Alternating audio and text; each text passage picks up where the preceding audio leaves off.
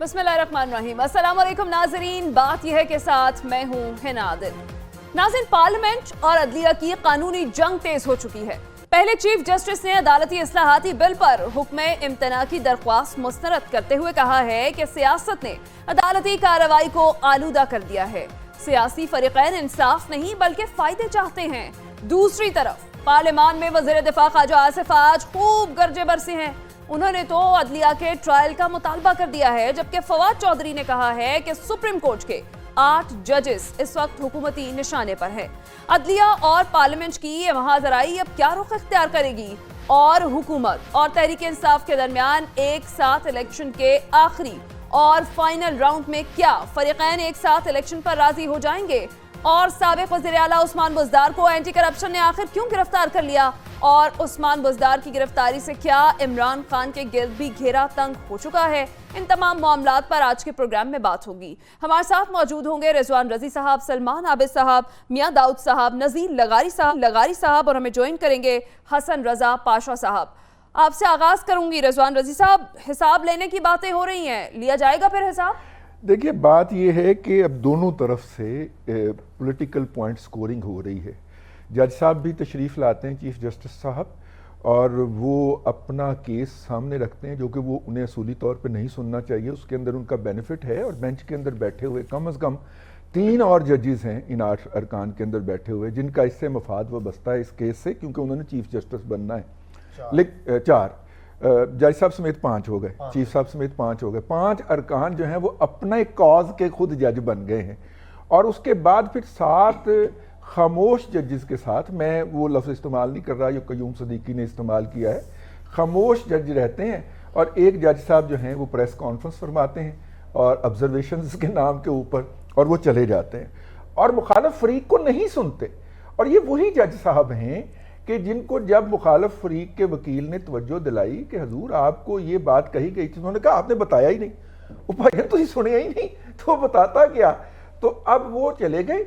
जाहिर है कि वकील तो यही कर सकता है ना कि वो अपना नुक्ता नज़र बयान करने की कोशिश करे, जिस तरह आज पाकिस्तान बार कौंसिल के वकील ने करने की कोशिश की, उनके वाइस चेयरमैन ने, जिस तरह के अटॉर्नी जनरल ने करने की कोशिश की। उन्होंने किसी और को नहीं सुना और फैसला सुना के वहाँ से मुखालिफ नुक्ता नज़र को सुना भी नहीं। इसी तरह अब उसका जवाब आया है और ये लड़ाई हो रही है, ट्रेजिडी है। लेकिन आज जो ख्वाजा आसिफ साहब ने जवाब दिया है उस पर ना मेरी थोड़ी सी हंसी निकल गई। उन्होंने यूसुफ रज़ा गिलानी की नाअहली की भी बात कर दी। तो ख्वाजा साहब, यूसुफ रज़ा गिलानी को नाअहल करवाने के लिए अदालत कौन गया था? तो आप ही गए थे ना यार, थोड़ा सा आगे पीछे ध्यान कर लिया करें बोलते वक्त। तो ज़ाहिर है जिस तरह वो उधर लगे हुए हैं साथ वाली बाजू वाली बिल्डिंग से, उस तरह इधर लगे हुए हैं और इसमें जो है वो मुल्क व कौम का नुकसान हो रहा है। देखिए, एक पार्टी है, जैसे ही पाकिस्तान तरक्की करने लगे ऐसे लगता है कि उसकी पैंट में तमूड़ी घुस गई है।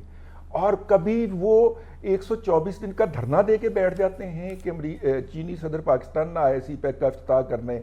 कभी वो उनको दंदल पड़ जाती है कि पाकिस्तान का IMF के साथ मुआहदा ना हो जाए। अब भी जैसे ही चीन के वजीर खारजा के दौरे की अनाउंसमेंट आई है कल, उसके बाद PTI के ऊपर दंदल पड़ी हुई है और वो सड़कों पे आने की बात कर रहे हैं, वो मुजाहरे करने की बात कर रहे हैं, वो धमकियां दे रहे हैं। अगरचे उनकी धमकियों में वो वाला वजन नहीं है, कल 1 मई को देख लिया गया है। लेकिन अब देखिए उनके अंदर जो मैन्युफैक्चरिंग फॉल्ट है वो ऑपरेशनल हो जाता है फौरी तौर के ऊपर कि कोई चाइना का वजीर खारजा आ रहा है, कोई इकनॉमिक पैकेज या कोई इस खित्ते के अंदर कोई मिलने मिलाने की बात होगी। हम 4 साल तो बिल्कुल अछूत रहे हैं ना किसी फोरम के ऊपर भी या रीजनल फोरम्स के ऊपर भी। तो आप देख लें कि किस तरह से उनको बकायदा तमुड़ी लड़ गई है। सही है। Chairman Pakistan bar council Hasan Raza Pasha साहब जो हैं वो कुछ ही देर में हमें इस्लामाबाद स्टूडियो में ज्वाइन करेंगे। चीफ जस्टिस साहब ने आज उनसे भी काफ़ी बातें की हैं, हम उनसे पूछेंगे कि क्या बातचीत रही। फिलहाल सलमान आबिद साहब, मैं आपकी जानिब आती हूँ। अदलिया और पार्लियामेंट की ये जो महाजराई है अब क्या रुख इख्तियार करने जा रही है आपके ख्याल में? देखिए, टकराव तो पैदा हो रहा है और टकराव नज़र भी आ रहा है, लेकिन एक बड़ी शानदार बात है, कौन कह रहा है कि जो बेंच की तश्कील जो है वो कैसे होनी चाहिए? वो जमात कह रही है जो सारी ज़िंदगी जजों को ख़रीदने के लिए, जजों को डराने के लिए, जजों को धमकाने के लिए, अपनी मर्जी के जजेस लगाने के लिए, अपनी मर्जी के बेंच बनाने की बड़ी शोहरत रखती है, वो ये जमात है। और वो जमात कह रही है कि जी मर्जी का बेंच बनना चाहिए, यानी मिसाल के तौर पे अपनी मर्जी का जज लगाएं, अपनी मर्जी का बेंच बनाएं, अपनी मर्जी का फैसला लें, अपनी मर्जी से हम सारे मामलात को डील करें। ये कहानी सारी की सारी। अब ख्वाजा आसिफ साहब को शर्म आनी चाहिए, पार्लियामेंट की बालादस्ती का नाम ले रहे हैं। ये रात 12 बजे किसने फोन किया था जनरल बाजवा को? उस वक्त पार्लियामेंट की बालादस्ती याद नहीं आई थी? उस वक्त जो शिकस्त का खौफ था, ये जनरल बाजवा ने खुद बताया ना कि ख्वाजा साहब फिर तुसी फोन भी किया सी राती 12 बजे। ये पार्लियामेंट की बालादस्ती के नाम पर जो कुछ करती रही है हमारी पार्लियामेंट, वो भी रिकॉर्ड का हिस्सा है ना। ये कौन सी बात रिकॉर्ड का हिस्सा नहीं है? जहां जहां पार्लियामान को बालादस्त करना था, उसमें सिर्फ एक जमात का तो कंट्रीब्यूशन नहीं है, सारी जमातों ने उसमें अपना अपना हिस्सा डाला है कि पार्लियामान की बालादस्ती के नाम पे अफराद को बालादस्त कर दिया। कभी फौज की सहूलतकारी का किरदार अदा किया, कभी जुडिशरी के लिए सहूलतकारी का किरदार अदा किया, और पार्लियामेंट को यतीम बना के छोड़ दिया। और आज भी जो पार्लियामान की बालादस्ती की जंग की बातें हो रही हैं, वो बेसिकली पार्लियामान की बालादस्ती की जंग थोड़ी है। वो तो ये है कि नवाज शरीफ साहब के ऊपर मुकदमे खत्म कर दिए जाएं। अब आपने नई मंतक नहीं सुनी उनकी, माशाल्लाह मुस्लिम लीग नून के शानदार लोगों की, कि जनाब सदर पाकिस्तान हमारा आएगा पहले, वो आकर सबसे पहले नवाज शरीफ की सजाएं माफ करेगा, नया चीफ जस्टिस आएगा, वो इमरान खान को डिस्क्वालीफाई करेगा, पहले पैसे आएंगे IMF के, फिर वो खर्चा होगा, बजट बनेगा, फिर उस बजट के जरिए लोगों के अंदर इंकलाब लाया जाएगा, फिर हम इंतखाबात की बात कर लेंगे। इसलिए हमारे जो सियासी कॉन्ट्रडिक्शन है माशाल्लाह वो भी बड़े गहरे हैं। और जुडिशरी का तो पुराना रिकॉर्ड हमारे पास मौजूद है ना, वो नजरिया जरूरत के तहत ऑपरेट होती रही है। कभी उसको सियासतदानों ने इस्तेमाल किया, कभी उसने एस्टैब्लिशमेंट ने इस्तेमाल किया, कभी जुडिशरी खुद भी इस्तेमाल हो गई। यही जज थे ना, इन्हीं 3 लोगों के जिनके नाम अभी उन पर बहुत ज्यादा लान तान की जाती है। ये जिस दिन रात इमरान खान वाला वाकया हुआ, ये 3 जज बड़े मुकद्दस थे ना उस वक्त किसी को नजर नहीं आया कि ये जज जो है वो अपनी हदूद से क्रॉस कर रहे हैं। किसी को ख्याल नहीं आया कि ये जज तो बड़े मुतस्सब हैं। ठीक है। किसी को ख्याल नहीं आया कि ये जज जो है जिनके साथ फैसला लिया जा रहा है, ये तो बाकायदा आईन और कानून की पासदारी नहीं बल्कि एक जमात की सरपरस्ती करते हैं। तो मेरा ख्याल ये है कि इस कॉन्ट्रडिक्शन से बाहर निकले। लड़ाई आपने बना दी है, लेट्स सी पार्लियामान कहां खड़ी होती है, जुडिशरी कहां खड़ी होती है, फैसले उसमें से किस किस्म के निकल के आते हैं। लेकिन ये जो हम अपने मसल पूरे कर रहे हैं ना, ये मसल इसलिए पूरे कर रहे हैं कि हमारे अपने जाती मफादात इस वक्त बालादस्त हो गए हैं। ना रियासत की किसी को फिक्र है, ना मुल्क की किसी को फिक्र है, ना पार्लियामान को किसी की फिक्र है, ना कॉन्स्टिट्यूशन की किसी को फिक्र है, और ना यहाँ पे किसी को कानून की फिक्र है। फिक्र ये है हमारी बादशाहत कैसे कायम। सलमान अली साहब, हमें हसन रजा पाशा साहब ज्वाइन कर चुके हैं। मैं आप सबकी इजाजत के साथ आगे बढ़ना चाहूंगी, उनकी तरफ जाते हैं क्योंकि वो सुप्रीम कोर्ट में मौजूद थे, उनसे चीफ जस्टिस का मुकालमा भी हुआ। हसन रजा पाशा साहब, आपके वक्त का बहुत शुक्रिया। आज आपसे चीफ जस्टिस साहब ने काफी कुछ आपको बताया है, तो कौन है जो अदालत का माहौल आलूदा कर रहा है? जैसे चीफ जस्टिस साहब ने कहा है कि अदालत का माहौल आलूदा कर दिया गया है। देखें, उन्होंने कुछ इशारे तो किए कि आप मुझे कहा कि आपके इर्द गिर्द कुछ लोग हैं और जो कि फुल बेंच की डिमांड करते हैं। तो इर्द गिर्द मैंने देखा तो मेरे साथ तो vice chairman Pakistan bar council खड़े थे या सलाउद्दीन साहब एडवोकेट खड़े थे। उन्होंने तो कभी इस तरह की बात नहीं की। एनीवेज कुछ इशारतन उन्होंने कुछ और पॉलिटिकल लोगों को कहा होगा, लेकिन हमारी कोई पॉलिटिकल आइडेंटिटी नहीं है। हम एक ऐसा इदारा है जो लॉयर्स की हाईएस्ट स्टैट्यूटरी बॉडी है, और उस हवाले से चूँकि एज अमाइकस हमें तलब किया गया था, तो और हम मेन स्टेक होल्डर्स भी हैं इस हवाले से कि ये जो जितनी भी ये जो एक्ट जो कि अंडर डिस्कशन है, इसमें जो हमारी डेलिब्रेशन भी शामिल थी और हमारे मुतालबात भी थे। पिछले 20 सालों से मुसलसल बार एसोसिएशन और बार कौंसिल ये करती रही कि 184(3) की अपील प्रोवाइड करनी चाहिए, और जो रिव्यू पिटीशन है उसमें मुतसरा फरीक को अपनी मर्जी का वकील करने की इजाज़त मिलनी चाहिए।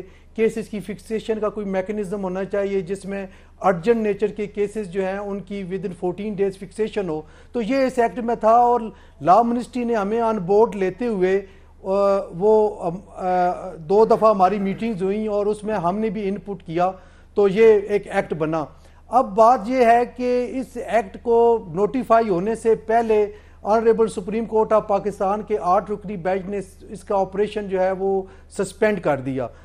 तो हम इस बात पे हम ये चाह रहे थे, क्योंकि हमारा कोयटा में कन्वेंशन हुआ 29 को, वो जो कन्वेंशन की रेजोल्यूशन थी वो मैंने पेश की जज साहब को, और मैंने ये अर्ज़ किया कि जनाब बार काउंसिल्स जो पूरे पाकिस्तान की नुमाइंदा काउंसिल्स हैं, उन्होंने ये मुतालबा रखा है कि ये जो 8 रुकनी बेंच है इसके बजाय अगर 7 रुकनी बेंच बना दिया जाए, उसमें तमाम जो मोस्ट सीनियर 1 to 7 जजेस हैं उनको शामिल किया जाए, तो ये मेहरबानी होगी। चूंकि अगर किसी ने वो फाइल करनी है रिव्यू किसी भी पार्टी ने, तो कम अज कम उसको बाकी जो 8 जजेस अवेलेबल होंगे उनके रूबरू वो कर सकेगा।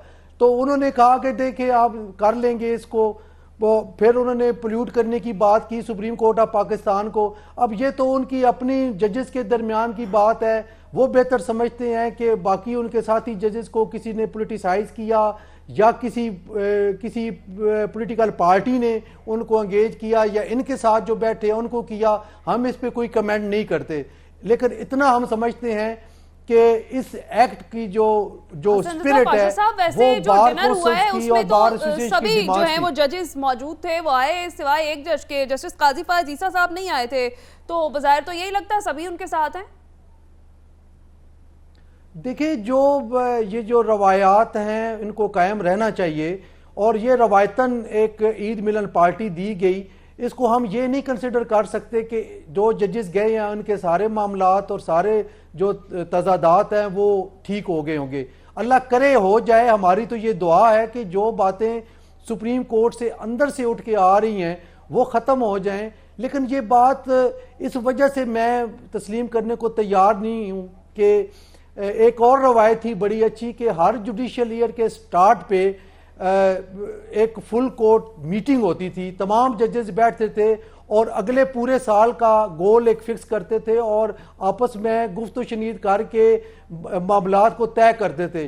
अनफॉर्चुनेटली पिछले 2.5 साल से ये नहीं हो सकी ये प्रैक्टिस, जो अच्छी प्रैक्टिस थी। इसी वजह से आप देख रहे होंगे कि मुख्तलिफ जजेस अपनी बात ज़बानी कहने के बजाय खतूत के ज़रिए पहुँचा रहे हैं। मसलन सीनियर प्यूनी जज जस्टिस काजी फायज ईसा साहब ने कल ही एक खत लिखा तमाम जुडिशल कमीशन ऑफ पाकिस्तान के मेंबरान को कि फलां 2 जजेस सीनियर हैं उनको एलिवेट किया जाए सुप्रीम कोर्ट में। तो ये खत की ज़रूरत क्यों पेश हुई है ये आप देखें, इसलिए कि इनका आपस में बाहमी राब्ता कोई नहीं है, और बाहमी राब्ते के लिए ज़रूरी है कि फुल कोर्ट मीटिंग हो, वहाँ बैठ के कथारसिस हो और अपनी ये बातें एक दूसरे के साथ शेयर कर सके। ठीक है, बिल्कुल ठीक है। नज़ीर लगारी साहब, welcome to the show. Sir, आपने हज़रत रज़ा पाशा साहब की भी बात सुनी। एक जानिब तो हम चीफ जस्टिस के आज जो रिमार्क्स हैं उस पर बात करें, दूसरी जानिब पार्लियामान में वज़ीर दिफा ख्वाजा आसिफ आज खूब गर्जे बरसे हैं, उन्होंने तो अदलिया के ट्रायल का मुतालबा ही कर दिया है। क्या लगता है आपको, अदलिया और पार्लियामेंट की जो महाजर आई है आगे क्या रुख इख्तियार करने जा रही है? मेरे ख्याल में ये सूरत हाल पेश नहीं आनी चाहिए थी।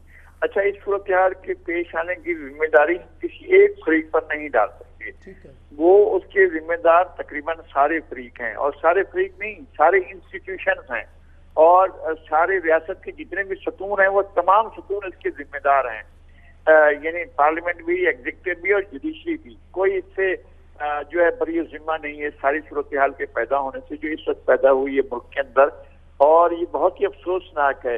ये साफ तासुर लग रहा है इसलिए कि पार्लियामेंट के पास एक मौका होता है, एक गुंजाइश होती है, और रिवायात हैं उनकी कि वहाँ पर अपोजिशन भी होती है और वहाँ पर सरकारी बेंचें भी होती हैं, एक दूसरे के खिलाफ बातें भी करते हैं, खिलाफ तकरीरें भी करते हैं, बहस मुबाहिसा भी होता है, झगड़े भी होते हैं, ये सारा कुछ होता है, ये वहाँ होता है।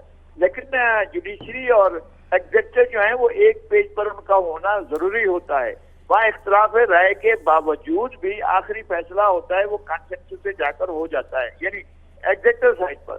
लेकिन जुडिशरी में तो कभी भी नहीं होता है इस तरह से कि जनाब, और जो पाशा साहब ने तजवीज दी है यानी वो मिल बैठने की, वो तो गैर रस्मी होगी ना। ऑफिशियली तो ये बाकायदा मीटिंग करना भी मेरे ख्याल में उनके रूल्स में नहीं होगा कि वो बाकायदा बैठकर एक मीटिंग करें और बाकायदा एक चीफ जस्टिस साहब जो उसको प्रिजाइड ओवर करें और फिर उसको कोई एजेंडा जारी किया जाए और उसके अंदर ये बताया जाए कि ये मामला ज़ेर गौर होंगे। तो मेरे ख्याल में इस तरह की चीजें नहीं होती हैं। एक सेरेमोनियल मिल बैठना होता था ताकि एक दूसरे के साथ अच्छा जेस्चर रहे, गुडविल रहे एक दूसरे के साथ। वो अब नापायद होती जा रही है। हमें मालूम है कोई भी बंदा जो गली में जा रहा हो उससे पूछे कि क्या डिवीजन है, तो वो आपको गिन कर बताएगा कि ये जजेस इस तरफ से हैं और ये जजेस इस तरफ से हैं। ये कभी भी नहीं हुआ था। हालांकि हमें शिकायत उस जुडिशरी से भी थी जो कायदे आजम के बाद जुडिशरी वजूद में आई थी। जस्टिस अब्दुल रशीद के बाद जब जस्टिस मुनीर को बरह रास्त लाहौर हाई कोर्ट के चीफ जस्टिस को बरह रास्त पाकिस्तान का, और जो सुप्रीम कोर्ट के जजेस थे वो उनको छोड़कर लाहौर हाई कोर्ट के चीफ जस्टिस को बरह रास्त लाया गया और उनको चीफ जस्टिस बनाया गया। वहां से खराबियां पैदा हुई, फिर उसके फैसले से खराबियां पैदा हुई, फिर चीफ कोर्ट का जो फैसला मुस्तरद किया गया है सुप्रीम कोर्ट की तरफ से जिस पर जस्टिस मुनीर थे, वो खराबियां पैदा हुई, वो आज तक जा रही हैं। वो खराबियां आज तक खत्म नहीं हुई हैं। वो जो नजरिया जरूरत इजाद हुआ था वो नजरिया जरूरत हर मौके पर इस्तेमाल किया जाता है। यानी अभी चंद साल पहले जैसे खोसा साहब ने इस्तेमाल किया कि जी जाएं अपना कानून साजी करें, वो कोई फैसला देने के बजाय उनने जब एक्सटेंशन का मामला था, जाएं आप अपनी लेजिस्लेशन करें। भाई ये भी तो एक नजरिया जरूरत था। जब वो लिखा हुआ है कि 3 साल की मुद्दत है तो फिर भेजा पार्लियामेंट को, फिर पार्लियामेंट ने जाकर एक और तमाशा किया कि एक्सटेंशन का एक वो बनाया, रूल बनाया, और वो भी बहुत ही फीका सा, बहुत ही अजीब सा। मैंने कहा ये चीजें खराबी की तरफ हैं। इन चीजों को ठीक करने के लिए एक तो मासेस का प्रेशर होना चाहिए। ये प्रेशर नहीं जो हाइब्रिड किस्म का प्रेशर है, जो खामखा का प्रेशर बनाया गया है और पीछे उसके एस्टेब्लिशमेंट हम समझ रहे हैं ना। बिल्कुल ये बात साफ नजर आ रही है कि इस वक्त जो प्रेशर खड़ा हुआ है और जो प्रमोट कर रहा है जुडिशरी के उस हिस्से को जो अपने आप को अथॉरिटेरियन समझ रहा है, तो उसको एस्टेब्लिशमेंट की पुष्ट बनाई हासिल है, जो बाज़ाहिर नजर आता है कि नहीं है, मगर है, और वो सब कुछ चाहते हैं। उनका एजेंडा जो है उनका ये। बिल्कुल ठीक है नज़ीर लगारी साहब। मियां दाऊद साहब आपकी जानिब आती हूँ। एक जानिब तो जो है वो चीफ जस्टिस साहब कह रहे हैं कि सियासी लोग इंसाफ नहीं चाहते हैं, मन पसंद के फैसले चाहते हैं, और साथ ही उन्होंने ये भी कहा कि हर इदारा सुप्रीम कोर्ट के अहकामात पर अमल दरामद का पाबंद है। कैसे देखते हैं आज की समाअत को, क्या कहेंगे आप? ये दुरुस्त बात है। सुप्रीम कोर्ट का अगर कोई भी फैसला आइन और कानून के मुताबिक हो तो उसके ऊपर अमल दरामद करना चाहिए, और अगर सुप्रीम कोर्ट का कोई फैसला हकाइक के मुताबिक ना हो, चाहे वो आइन और कानून के मुताबिक ही क्यों ना हो, उसके ऊपर अमल दरामद नहीं हो सकता। जैसे कि आप देख लें कि सुप्रीम कोर्ट ने उर्दू ज़बान जो है वो नाफिज करने का फैसला दिया था, लेकिन आज के दिन तक ना उसके ऊपर कभी फैसला अमल दरामद हुआ और ना ही सुप्रीम कोर्ट को कभी ख्याल आया कि ये सुप्रीम कोर्ट की तौहीन हो रही है, इसके ऊपर फैसले के ऊपर कोई बंदा अमल दरामद नहीं कर रहा। जो चीफ जस्टिस पाकिस्तान ने आज की कार्रवाई में सबसे मेरी ज़ाती राय में जो अफसोसनाक बात की, वो उन्होंने ये रिमार्क्स देखकर बड़ा ही एक तरह से उनको ये रिमार्क्स नहीं देने चाहिए थे, जो उन्होंने कहा कि सियासत ने अदालती मामलात को आलूदा कर दिया है। ये तारीख बिल्कुल इसके अपोजिट है। हकीकत यह है कि चंद जज साहबान ने पाकिस्तान की सियासत को आलूदा कर रखा है, चंद जज साहबान ने पाकिस्तान के इंतजामी मामलात को आलूदा कर रखा है। आप जस्टिस मुनीर से उठाकर देख लें, जस्टिस साकिब निसार तक देख लें, और साकिब निसार ग्रुप के आज के जज साहबान की उठाकर देख लें, एक भी ऐसा इकदाम नहीं है जिसकी वजह से सियासतदानों के किसी काम की वजह से अदालत के ऊपर कोई असर पड़ा हो, जबकि अदालत के फैसलों की वजह से पाकिस्तान के अंदर आज के दिन तक जो सियासी अनारकी फैली हुई है वो हमारे मौजूद जज साहबान के गलत फैसलों की वजह से है, सियासी तासुब के फैसलों की वजह से। देख लें, आप देखें कि जो आज जो अदालत और पार्लियामेंट की जो एक हीट पैदा हुई है, उसकी बुनियाद वो इलेक्शन आज खुद नोटिस लेने वाला मुतनाज़ा तरीक़ाकार है, जिसकी बुनियाद के ऊपर आज के दिन तक सारा तनाज़ा खड़ा हुआ है। और आप फिर उसके कि ये एक पूरी एक साजिश थी जो जिसमें सुप्रीम कोर्ट के अंदर वाले बड़े अदब के साथ, ये मेरी जाती राय है, जज साहबान भी शामिल थे। वो साकिब निसार की ऑडियोज ने सारी साजिश जो है वो तो बेनकाब कर दी।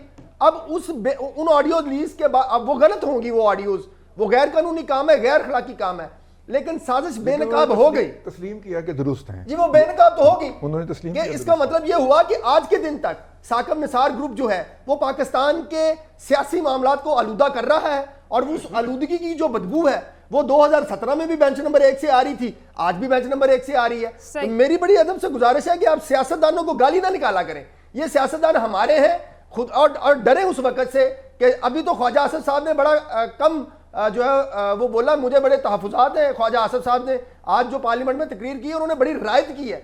ये गलत बात है कि जज साहबान जो है मियां दाऊद साहब आपने मेरी ये गलत बात है कि ये जज साहबान जो है वो हमारे मुंतखब वज़ीर आज़म को कत्ल कर दें और इन जज साहबान का गिरबान पकड़ने वाला कोई ना हो। ये अब ये वो वक्त नहीं रहा। अगर अब इस मर्तबा किसी ने हमारे वज़ीर आज़म को या हमारे किसी मुंतखब वज़ीर आज़म को किसी जज ने कत्ल करने की कोशिश की तो ये अवाम उन जज साहबान का गिरबान पकड़ेंगे। ये नहीं हो सकता कि आप हमारे सियासतदानों को गर्दनें उतार कर फेंकते रहे और ये अवाम चुप करके बैठे रहे। ये गुग्गू घोड़े नहीं है।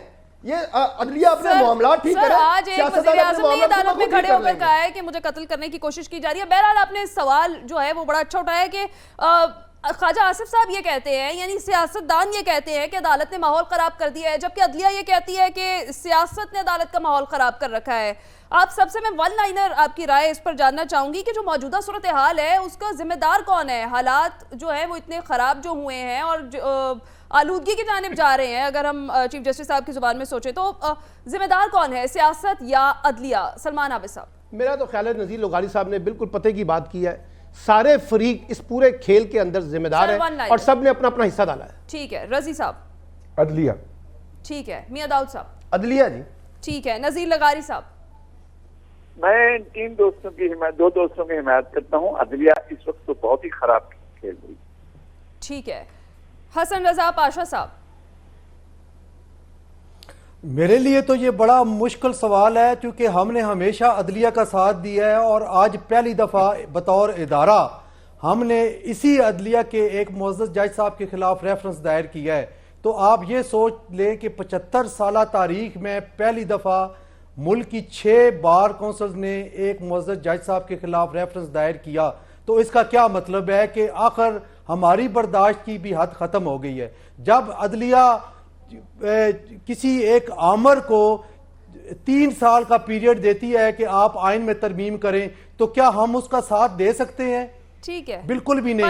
हम उस अदलिया के साथ हैं जो अदलिया कानून की और आइन की बालादस्ती की बात करेगी। आपके ख्याल में कौन जिम्मेदार है, सियासत या फिर अदलिया? देखिए, सियासतदानों को तो बदनाम किया जाता है और वो बदनाम हो भी रहे हैं, लेकिन इस वक्त मैं समझता हूँ कि जो इस सारी सूरत हाल की जो है वो अदलिया है। ठीक है, अदलिया बिल्कुल ठीक है, बिल्कुल ठीक है। हमारे जो है वो मोस्टली जो पैनलिस्ट हैं उनकी राय ये है कि तमाम जो मौजूदा हालात ख़राब हुए हैं उसकी जिम्मेदार अदलिया है। नाज़रीन, यहाँ वक्त एक ब्रेक का, ब्रेक के बाद वापस आएंगे, बात करेंगे हुकूमत और तहरीक इंसाफ के दरमियान मुज़ाकरात का जो फाइनल और आखिरी राउंड है उसमें क्या कुछ बात बन पाएगी, फरीक़ैन एक साथ इलेक्शन पर राजी हो भी पाएंगे या नहीं, इस पर बात करेंगे इस ब्रेक के बाद।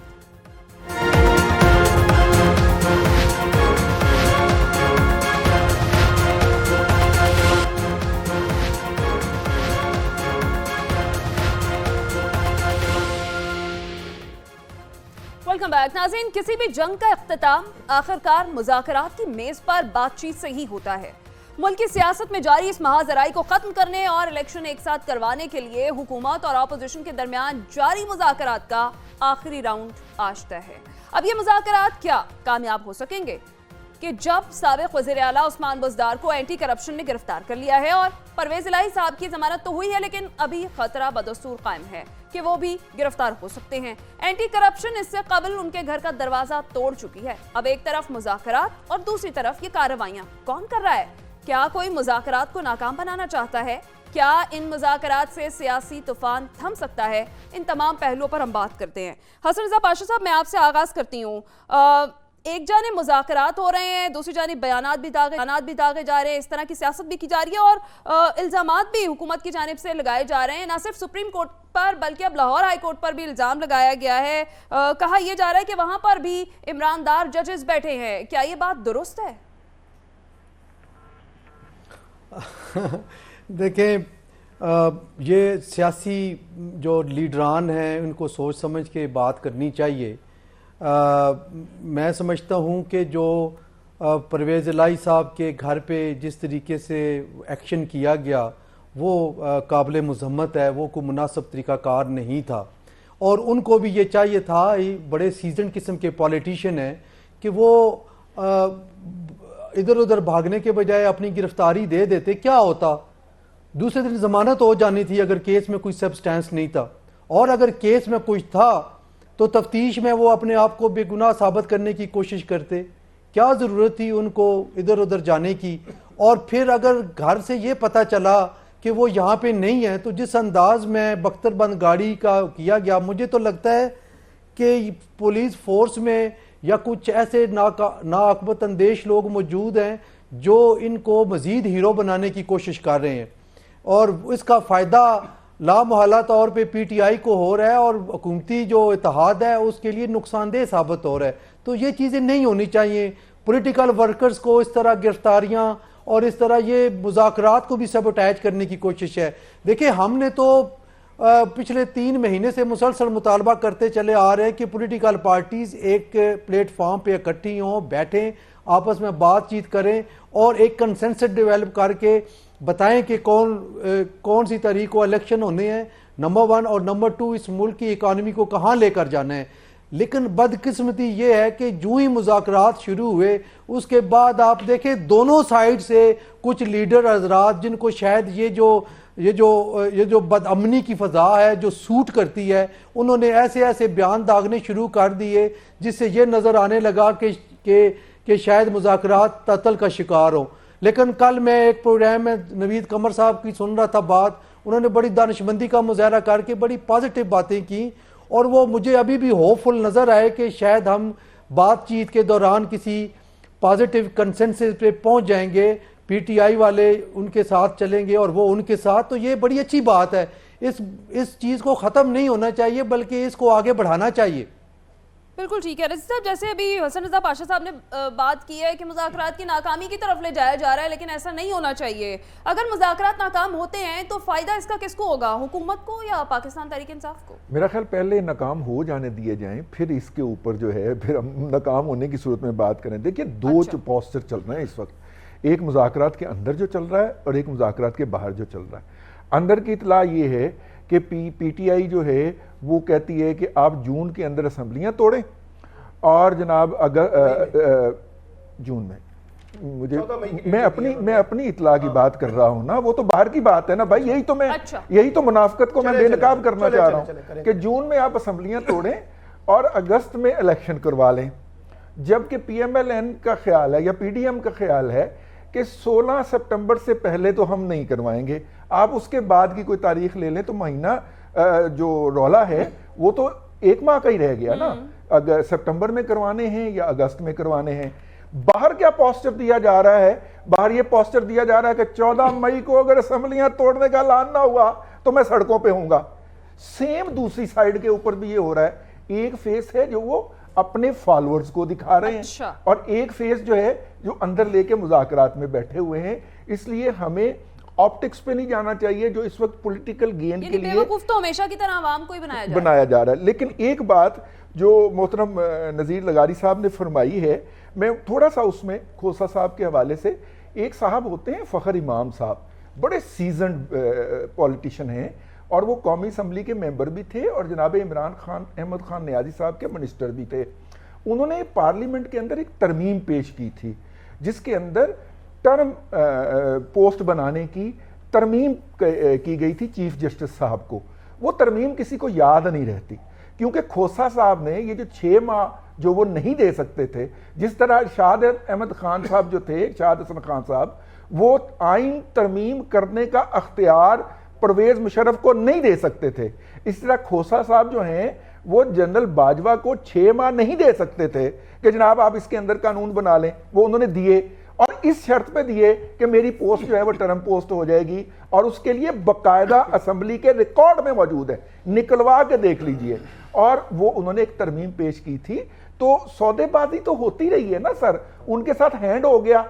अब वो बेचारे जो हैं वो शिकवा करते हुए पाए जा रहे हैं। और मैं फिर कह दूं 9 और 10 अप्रैल की रात जो थी वो सुप्रीम कोर्ट नहीं खुली थी। तो रज़ी साहब ये बताते ही चलें कि मुज़ाकरात की नाकामी से फायदा किसको होगा? फिक्रा इस्लामाबाद हाई कोर्ट भी खुला था और उसके अंदर एक आम शहरी की पिटीशन भी चली गई थी कि प्राइम मिनिस्टर को आर्मी चीफ हटाने से रोका जाए।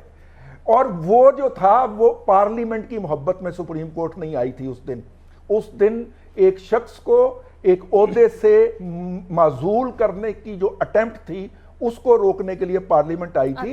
उसके बाद उन्होंने डायरी पकड़ी और साबिक वजीर आजम को मिलने वाली गाड़ी जिसकी मेंटेनेंस भी सरकारी खजाने से होती है, वो गाड़ी लेके वो वहां से सही है निकल सर। गए। कासिम सूरी की रूलिंग को जो है वो वापस किया गया, वज़ीर आज़म को घर भेजा गया, जो भी मतलब लेना चाहे वो लिया जा सकता है। नज़ीर लगारी साहब, कोई ना कोई तो है जो मुज़ाकरात को सबोताज करना चाहता है। अगर मुज़ाकरात नाकाम होते हैं, आज जैसे कि फाइनल राउंड है, तो इससे फ़ायदा किसको होगा? इससे फ़ायदा पाकिस्तान तहरीक इंसाफ को होगा या फिर हुकूमत को? नहीं, मेरे ख्याल में जो रास्ता अख्तियार किया गया है, फरमाइशी मुज़ाकरात है ना, ये दोनों फरीकैन ने एक दूसरे से राब्ता करके तो मुज़ाकरात नहीं किए। ये तो अदालती हुक्म पर, मैं तो यही कह सकता हूँ, मुझे नहीं समझ में आता मैं और क्या कहूँ। अदालती हुक्म पर मुज़ाकरात हो रहे हैं या अदालती रियायत पर मुज़ाकरात हो रहे हैं। अदालत ने ये रास्ता निकाला है, पता नहीं कौन से आइन से निकाला है। पाकिस्तान के आइन में तो ये नहीं है कि अदालतें जो है मुज़ाकरात भी करवाती हैं और मुज़ाकरात में अपने फैसलों को रिव्यू करने की बात भी करती हैं। जो हमने हतमी तारीख दी हुई है, तो और तारीख जाकर तय कर लो तो फिर हम अपना फैसला वापस ले लेंगे। सुप्रीम कोर्ट अपना किया हुआ फैसला वापस लेने की भी इंदिया दे चुकी है। अब ऐसी सूरत हाल में मुज़ाकरात जो हैं वो मेरा ख्याल है कि पर्दे के पीछे जिसने मुज़ाकरात शुरू करवाए हैं, शायद हो सकता है कि सुप्रीम कोर्ट हो, लेकिन कोई और भी हैं जो चाहते हैं कि सारी सूरत हाल से ऐसी मैनूवरिंग की जाए कि सियासी जो एलिमेंट्स हैं जो भी हैं वो सब मुंह देखते रह जाएं और कोई और चीज़ जो है हो जाए। मैं नहीं समझता हूँ कि इसका खुदा न खास्ता मुल्क में मार्शल लॉ की कोई गुंजाइश है, नहीं है, ऐसा नहीं है।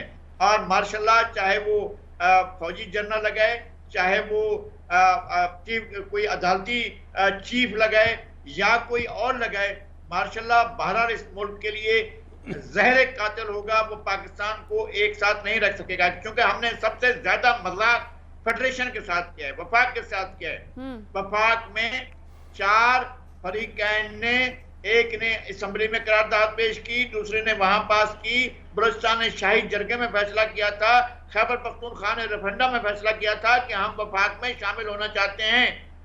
तो आप अब वफाक को आप एक हाथ में डंडा लेकर वफाक को चलाना चाहते हैं और लोगों की बात ही नहीं सुनना चाहते हैं और लोगों के बारे में आप कोई वो होना नहीं चाहते कि लोगों को कुछ मिले, तो फिर मेरे ख्याल में आपके पास बहुत सी चीजें जो है लूज करने के लिए हो जाएंगी। इस वक्त मुझे खतरा ये लग रहा है कि गेम बहुत खराबी की तरफ जा रहा है। अच्छा, अगर ये इदारों पर हम नहीं छोड़ सकते। मैं ये बात किसी बड़े स्कॉलर की है, मुफक्किर की है कि जंग एक ऐसा संजीदा मामला होता है कि हम इसे जनरलों पर नहीं छोड़ सकते हैं। यही एक मामला है कि हम ये मुल्क इतने नाजुक हालत से गुजर रहा है कि हम इन लोगों के जो बैठकर ऐवानों में बैठकर फैसले कर रहे हैं, इन पर नहीं छोड़ सकते। मास्टर्स को जिस तरह से चार्ज किया गया या जिस तरह से वो किया गया, एक मैनोवरिंग की गई है, उसके बाद आपने इतना जहरलूद कर दिया सूरत हाल को कि अब आपको एक नया सिनारियो बिल्ड करना पड़ेगा। और ये होगा कि जनाब स्टेट के तमाम इंस्ट्रूमेंट्स बिल्कुल न्यूट्रलाइज होकर पाकिस्तान के अवाम को फैसले करने दें। ये बहुत ही खतरनाक सूरत हाल पैदा हो चुकी है। मैं इसको इतना ही एक्सप्लेन कर सकता हूँ कि सूरत हाल बहुत गंभीर है, बहुत खतरनाक है और पाकिस्तान के मुस्तकबिल से खेला जा रहा है। इसमें हमारे रियासत के सतून भी शामिल हैं और हमारे जो इस्टेब्लिशमेंट कहलाते हैं, पता नहीं कौन कहलाते हैं, वो भी शामिल हैं इसके अंदर, और सब मिलकर जो है पाकिस्तान के हालात को खराब कर रहे हैं। बिल्कुल ठीक है मियां दाऊद साहब, एक जानिब तो कहा गया जुडिशल इस्टेब्लिशमेंट की बात की गई, इमरानदार जजेस की बात की गई। आज जो लाहौर हाई कोर्ट में परवेज़ इलाही की फांसी जमानत मंजूर हुई, उस पर भी हुकूमत ने तनकीद की। हुकूमत ने यही मौक़िफ़ अपनाया है कि लाहौर हाई कोर्ट में भी इमरान खान के हिमायती जजेस बैठे हुए हैं। क्या ये बात दुरुस्त है, तनकीद जायज़ है? मैं इसका मुवाजना कर देता हूँ। जब भी किसी मुल्ज़िम को हफाजती ज़मानत दी जाती है ना जी, तो उस हफाजती ज़मानत में जो मुतलका थाना होता है उस तक पहुँचने का मुद्दत जो है ना, वो अदालत मलहूज़े खातर रखती है और हफाजती ज़मानत जो है वो मंजूर कर लेती है। फ़र्ज़ कर ले अगर शेखुपुरा में किसी थाने में किसी मुल्ज़िम ने पेश होना है तो अदालत उसे 1 दिन की या 2 दिन की हिफाजती ज़मानत देगी। अगर उसने कोई 100, 200, 300 किलोमीटर दूर जाके कहीं पेश होना है तो अदालत उसका 5, 6 दिन, 7 दिन की उसको हिफाजती ज़मानत दे देगी। लेकिन आप ये देखें कि इमरान खान साहब की हिफाजती ज़मानतें हों या परवेज़ इलाही साहब की हिफाजती ज़मानतें हों, उनमें 15-15 दिन की तारीखें दी जा रही हैं। ये पाकिस्तान की तारीख में अनप्रेसिडेंटेड पहली दफ़ा हो रहा है। जब आप किसी एक सियासी शख्सियत के लिए इस तरह के दरवाजे खोलेंगे तो लोग जो विक्टिमाइज होते हैं बाकी साइलिन के साथ आप दूसरा सलूक करेंगे तो उनका एतराज करने का हक तो बनता है। आप ये रिकॉर्ड की बात है ना कि जब से इमरान खान साहब के खिलाफ मुकदमात चल रहे हैं, हो रहे हैं, वो चाहे सच्चे हो रहे हैं चाहे झूठे हो रहे हैं, कोई अदालत जो है वो इमरान खान को हाथ नहीं लगाने दे रही। और यही सूरत हाल जो है जब इमरान खान वजीर आजम थे तब भी थे। आप देखें कि उन्होंने तरक्याती फंड्स के हवाले से जो है वो एक फैसला जारी किया था और उसके ऊपर सुप्रीम कोर्ट ने आज खुद नोटिस लिया था, और उसके बाद फौरी तौर के ऊपर साकब निसार ग्रुप के उस वक्त के जो जज साहबान थे वो फौरी तौर पर मुतहर्रक हुए और उन्होंने अपने लाडले को बचा लिया।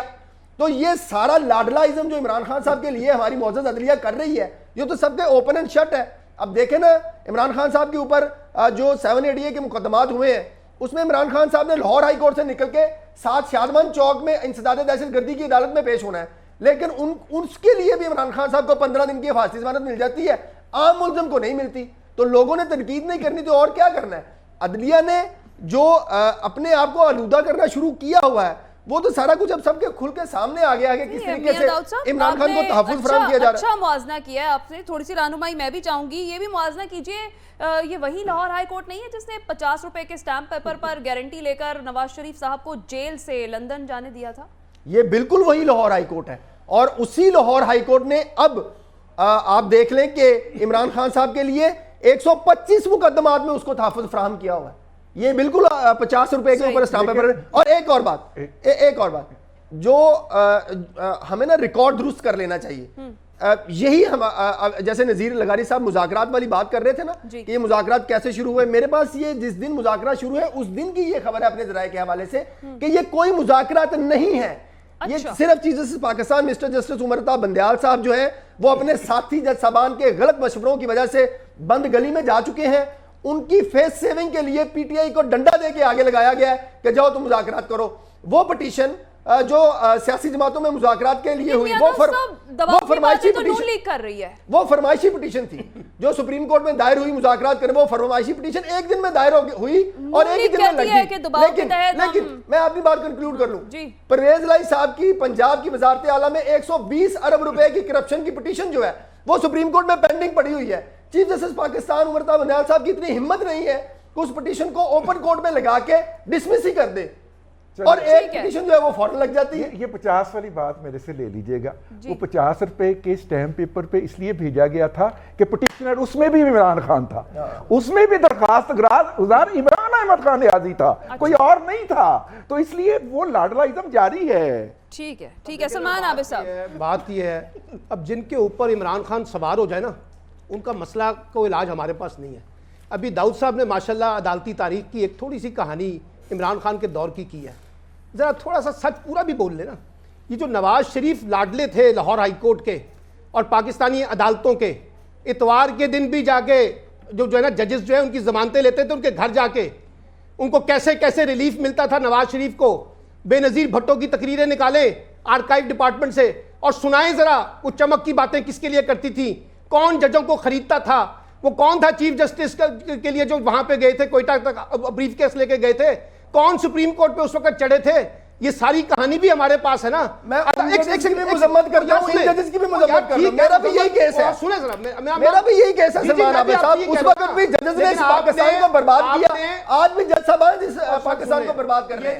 जो बदनाम जो जजेस बर्बाद कर रहे हैं, सियासतदानों ने इस्तेमाल नहीं किया जजों को। और भाई जजेस ना इस्तेमाल हो रहा है, सुन लेना, जजेस ना इस्तेमाल यार, सुन तो ले मेरे भैया। जजेस के गले में जाके कोई बंदा खुद को जैकेट पहना देगा तो जज साहब डाल लेंगे, ना डाल भाई, सुन तो लेना।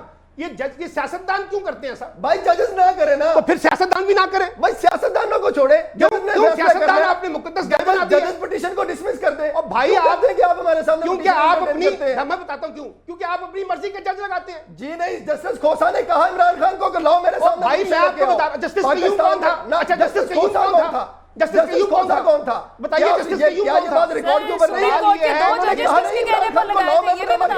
मेरा मौक़िफ़ बड़ा सादा सा है। मैं आपकी बात से इत्तेफाक करता हूं, वो वाले जजेस भी गलत हैं, ये वाले जजेस भी गलत हैं। चले सारी जुडिशरी गलत है यार, जुडिशरी बंद कर देते हैं सुबह। मेरे ख्याल में बंद होनी चाहिए, मेरे ख्याल में बंद होनी चाहिए। देखिए बात सुने, आप जजों को बंद कर दें, सुप्रीम कोर्ट बंद कर दें, लेकिन आपका गुजारा नहीं होगा। यही सुप्रीम कोर्ट जब फैसला सुनाएगी तो मैं देखूंगा कि किस तरीके से चीजों पे अमल दरामद नहीं होगा। आपने सुप्रीम कोर्ट को मजाक बना लिया है, 3 जजों का फैसला आएगा तो हम नहीं मानेंगे, 10 जजों का फैसला आएगा तो हम नहीं मानेंगे। और एक और सुन ले जरा, एक और सुन ले, ये जो फुल कोर्ट का मुतालबा किया जा रहा है ना, ये भी सुन ले, पीडीएम का फुल कोर्ट का मुतालबा क्या है। जस्टिस एजाजुल हसन उसमें नहीं होने चाहिए, मुजाहिर अली नकवी उसमें नहीं होने चाहिए। तो फिर भाई ऐसा करे, ऐसा करे सुप्रीम कोर्ट। आज तक आपके असासे तो बड़े नहीं यार, अगली सुप्रीम कोर्ट जो है वो जाती उम्र में लगा ले ताकि आपका मसला लगी हुई है ना, जाती उम्र ले जाते हैं, मसला आपका हल हो जाएगा ना। वो भी सर एक एक करके बात करते हैं ताकि कुछ समझ भी आए। बात यह है कि आप चाहे इमरान खान गलत कर रहा है, इमरान खान जुडिशरी का इस्तेमाल कर रहा है, ये जो आज जजों के ऊपर धमकियां देने वाले हैं, ये जो पार्लियामेंट में तकरीरें कर रहे हैं, यही जाके जजों को धमकियां देते थे, यही जजों को नवाजते थे, यही जजों के ऊपर पैसे लगाते थे, यही जजों की तकरीरें करते थे। ये भी तो इसी रिकॉर्ड का हिस्सा है ना, उसको क्यों डिनाई करते हैं? वो गलत था, तो फिर पहले आप साहब कह रहा हूं वो गलत था, ये भी गलत है। चलो दोनों हर वो जज जो पाकिस्तान के सियासी और इंतजामी मामलात में मुदाखलत करता है वो गलत है, वो काबिल मुजम्मत है। और जो सियासतदान फौज के साथ सहूलतकारी करते हैं वो भी गलत है, वो बिल्कुल गलत है। आज कौन कर रहा है? आज कौन कर रहा है सहूलतकारी? आज कौन कर रहा है सहूलतकारी? और जो जज फौज के साथ भी सहूलतकारी करता है वो कौन है? नहीं वो भी नहीं, वो भी मुझे वो भी गलत है। नज़ीर लगारी साहब, कौन सही और कौन गलत है? देखें, इस तरह से एब्सोल्यूट फैसले नहीं होते हैं। ये नहीं होता है कि स्वीपिंग रिमार्क्स में दे दूं कि फलां ठीक है और फलां गलत है। मारूजियत होती है, हकायक होते हैं, चीज़ें सामने होती हैं, जो कुछ सामने हो रहा है। बहुत सी चीज़ें एक्टिव तरफ से गलत हुई, बहुत सी चीज़ें इमरान खान ने गलत की, बहुत सी चीज़ें जो हैं वो और इदारों ने गलत की हैं, बहुत सी चीज़ें। ये क्या हुआ, चले ना पीछे की तरफ, 2018 में क्या हुआ था, कैसे सारी की सारी आर्टिस्ट मशीनें बैठ गई थी, कैसे किस तरह से इलेक्शन हुए थे, किस तरह से जो शहरों के रिजल्ट थे वो 2 दिन के बाद आ रहे थे, दूर दराज देहातों के रिजल्ट जो वो पहले आ रहे थे। ये कैसे हो रहा था और किस तरह से मैंडेट दिलाया गया था, फिर किस तरह से मैंडेट पूरा किया गया था, किस तरह से उनकी सीटें बढ़ाई गई थी। पंजाब में हार चुके थे, उसके बावजूद हुकूमत उनकी बनाई गई और सारे जहाज चल गए, कोई जहाज किसी को ला रहा है, कोई जहाज किसी, ये सारी चीज सहूलत करें। पाकिस्तान की एस्टैब्लिशमेंट तमाशा करती रही, अब भी तमाशा हो रहा है और पाकिस्तान की अदलिया को एक सवाल निशान बना दिया गया है। बहुत अफसोसनाक बात है, क्वेश्चन खड़ा हो गया है पाकिस्तान। मैंने ये बात इंतहाई काबिल एहतराम साकिब निसार साहब के कोर्ट में अर्ज किया था कि ये आखिरी बिल्डिंग है, इसके बाद कोई और बिल्डिंग नहीं है। आपको इंसाफ करते हुए आर्टिकल 10A को हमेशा सामने रखना चाहिए कि ड्यू प्रोसेस ऑफ लॉ होना चाहिए। ये नहीं है कि आखिरी एब्सोल्यूट फैसले करना शुरू कर दे तो फिर ड्यू प्रोसेस ऑफ लॉ रह जाता है। मेरे ख्याल में अदालतों को ये जरूर देखना चाहिए कि क्या वो प्रोसेस जो कानून का है वो पूरा हो रहा है कि नहीं हो रहा है, या वो बैठकर कितने हजार लाखों का मुकदमा पड़े हुए हैं और रोज बरोज के मसलों पर जो है बैठकर किसी को नवाजने के लिए और किसी को जो है रद्द करने के लिए फैसले हो रहे हैं। इस तरह के नहीं होने चाहिए। मैं कहता हूं कि ये अफसोसनाक है, हम बनाना रिपब्लिक की तरफ जा रहे हैं और हमारे लिए हालात रोज बरोज खराब होते जा रहे हैं। बिल्कुल ठीक है। वन लाइनर मैं लेती चलूँ आप सबसे आखिर में, अगर मुज़ाकरात हुकूमत और तहरीक इंसाफ के नाकाम होते हैं तो इसका जिम्मेदार कौन होगा, इसका फ़ायदा किसको पहुंचेगा? रिजवान रजी साहब। दोनों इसके जिम्मेदार होंगे और किसी तीसरे फरीक को पहुंचेगा इसका फ़ायदा, और दोनों जो हैं वो नुकसान में रहेंगे। ठीक है, सलमान आबिद साहब। जी मैं इत्तेफाक करता हूँ रिजवान रजी साहब की बात से, सियासतदानों को नुकसान होगा और गैर सियासी कुव्वतों को उसका फ़ायदा होगा। मियां दाऊद साहब। मैं इनको मुज़ाकरात ही नहीं मानता जी, ये सिर्फ हमें फजूल प्रैक्टिस थी, एक शख्स की फेस सेविंग के लिए फजूल प्रैक्टिस की गई, मैं इसको मुज़ाकरात ही नहीं मानता जी। ठीक है, नज़ीर लगारी साहब। और फायदा किसी का होता है नहीं होता है, पाकिस्तान का नुकसान होगा। मुझे शदीद खदशात हैं, मुझे खतरात लग रहे हैं। मैं पिछले 1 साल से इस खदशे का शिकार हूँ कि पाकिस्तान की जोग्राफियाई सियासी सलामती शदीद खतरे में है और इमरान खान साहब इसकी वजाहत भी कर चुके हैं कि पाकिस्तान को 3 टुकड़े करने की बात हो रही है। ये सारी चीजें जो है वो, खुदा करे कि पाकिस्तान आने वाला कल जो है वो अच्छा हो, मुस्तकबिल अच्छा हो, कोई अच्छी खबर ही सामने आए। तमाम पैनलिस्ट का बहुत शुक्रिया। नाज़रीन, आज के प्रोग्राम से इतना ही। अपना ख्याल रखिएगा, फीडबैक दीजिएगा। अल्लाह हाफ़िज़।